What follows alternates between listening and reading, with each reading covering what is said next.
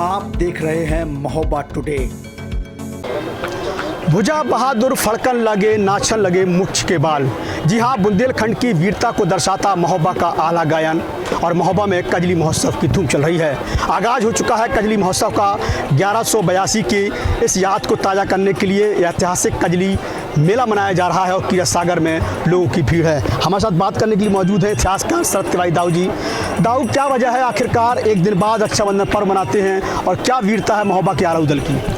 पूरे भारतवर्ष में तो यह त्यौहार रक्षाबंधन के दिन ही सावन की पूर्णमासी के दिन मनाया जाता है, लेकिन पृथ्वीराज चौहान ने महोबा का घेराव कर लिया था और महोबा की जितनी भी यहाँ की वैभव संपन्नता थी, पारस पथरी पवन बछेड़ा और यहाँ के जो कुछ भी चंद्रावली का डोला, सब यहाँ का वैभव मांगा था। महोबा की शान और शौकत को मांगा था।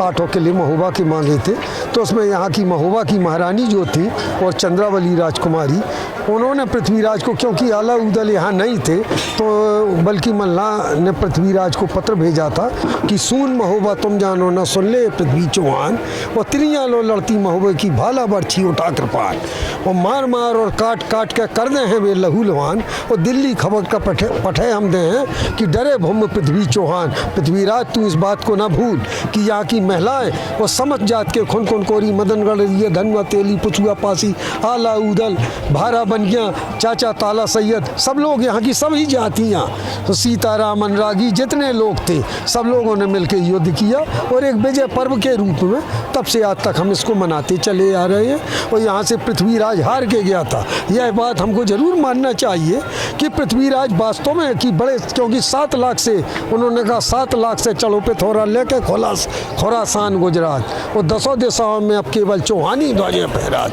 पृथ्वीराज ने 7 लाख की सेना के साथ अचानक महोबा को घेर लिया था, लेकिन यहाँ का एक एक आदमी, एक एक वीर, एक एक बाला, सब लोगों ने मिलकर युद्ध किया और पृथ्वीराज को परास्त किया था।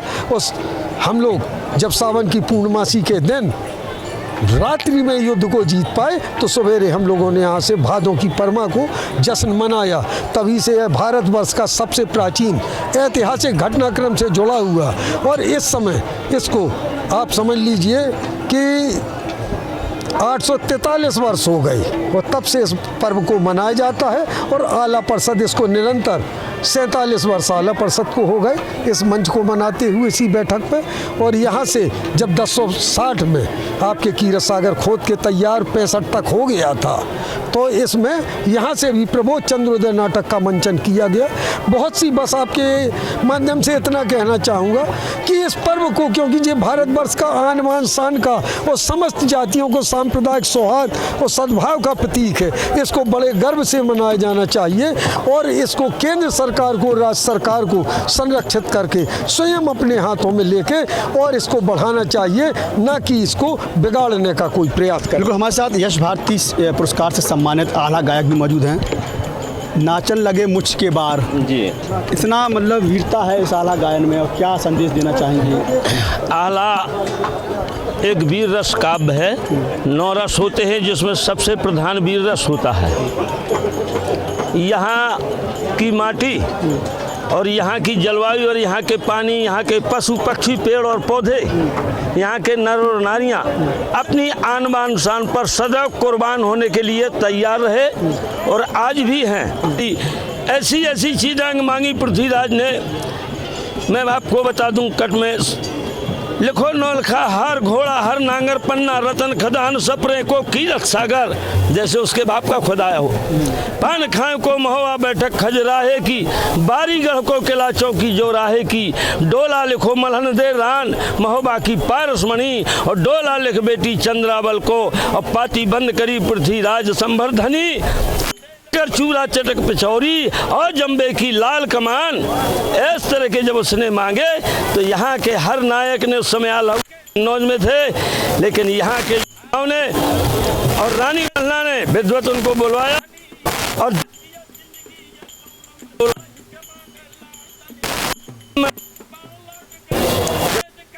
मल्ला ने की है बेटियों बहुओं, सब अपने अपने सर में पगड़ी बांध के खून पर ही तलवारें लेकर हाथी पर रानी चढ़ी और गह कर तूल कमान और धल लड़कारो तो यही कीरत सागर में के समझी शब्द वेद चौहान। वो दिन बहादुरी कहाँ गई थी जब तोरी बिटिया की लाए थे भावरेदार और पकड़ के मुँह से तोरी दिल्ली में कन्यादान लो तो करवा। तो यहाँ आन बान के पीछे हमारी सर्व जातियाँ आल्हा उदल के सैन्य गुरु चाचा सैयद थे, देवक गुरु इनके गुरु गोरखनाथ थे, तांत्रिक गुरु इनके अमर थे। लेकिन ताला सैयद की जो मजार बनी है उसको दुरुस्त नहीं कराया जा रहा है। उतनी सीढ़ियाँ लगी। मैंने बार बार मीडिया से कहा, नेताओं से कहा, सबसे कहा, कोई सुनने वाला नहीं। हमें बड़ा कष्ट होता है जिसने अपने 22 बेटे इस मोहब्बत हिंदू धर्म के पीछे नाश कर दिए, उस व्यक्ति की आज तक स्मारक से सीढ़ियाँ नहीं बनती, न उसकी स्मारक बन रही। इस बात का मुझे बड़ा कष्ट है। बिल्कुल ये आला गायक थे जिनके मन में एक टीस भी है कि महोबा के इस ऐतिहासिक कजरी मेले को राजकीय मेले का दर्जा तो मिला, लेकिन अभी तक उस पर काम नहीं हो पाया। इरफान पठान, महोबा।